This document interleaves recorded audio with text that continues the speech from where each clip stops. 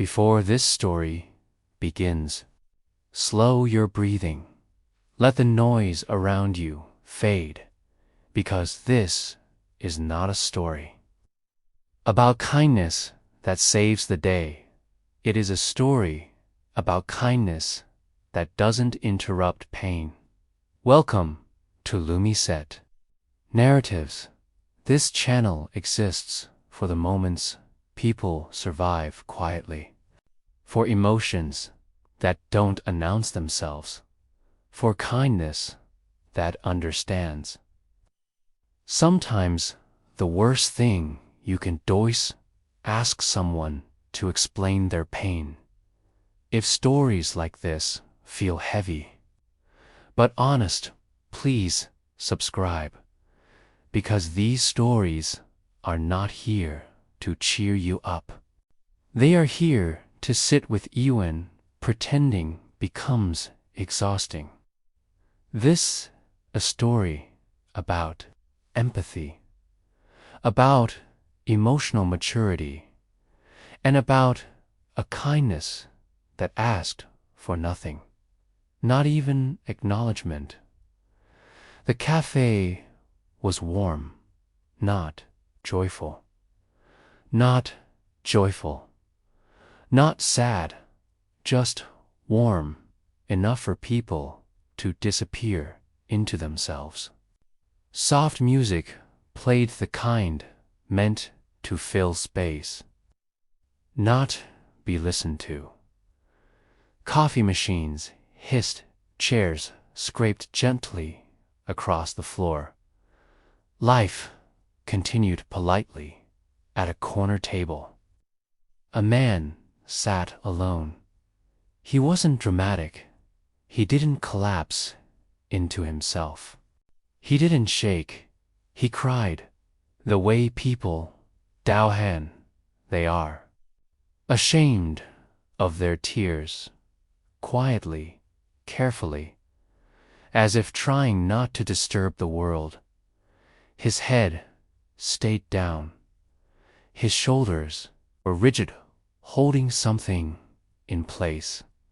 One hand clutched a cup of coffee that had gone cold long ago. He didn't drink it because some days, even swallowing feels like effort. People passed his table.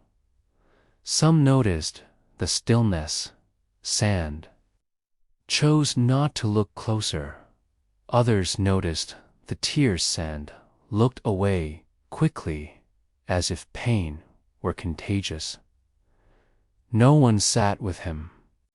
No one asked, because pain makes people uncomfortable, and it cannot be fixed quickly. Across the cafe, a couple sat together. They weren't watching him. They were talking softly about nothing urgent, about life, about plans, until the woman stopped mid-sentence. She noticed something wrong, not the crying itself, but the way the man wasn't trying to stop it, the way he wasn't checking who could see, the way his body seemed tired of pretending. She didn't say anything. She didn't point. She simply placed her hand over her partner's. He followed her gaze, and he understood. They didn't try to guess the reason. They didn't imagine tragedies or construct stories to justify the tears, because emotionally mature people know this. Pain does not need permission to exist. They watched long enough, be certain this wasn't a passing moment. The man wiped his face once, a small, embarrassed gesture. Then he stared at the table again, as if hoping the surface might hold him together. The couple didn't rush. They didn't rush kindness either. because rushing can feel like pressure. When the waitress approached their table, the man spoke softly. "Could you add that table's bill to ours?" He didn't look toward the man.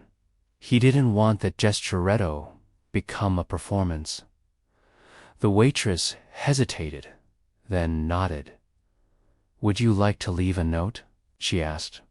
The woman paused, longer than necessary, because words can hurt it. They are careless. She picked up a pen, and she wrote slowly, as if she understood it. Didn't offer a smile, didn't touch his shoulder, because sometimes even kindness can feel like exposure. They walked past him quietly, left the cafe, and with them any chance of recognition. A few minutes later, the waitress approached the man's table. She placed a receipt down and a folded note. The man looked up, confused. Then he unfolded it. His eyes moved slowly across the words. "You don't owe us strength." Nothing else. No name, no explanation, no encouragement to stay strong. Much permission. Something inside him loosened.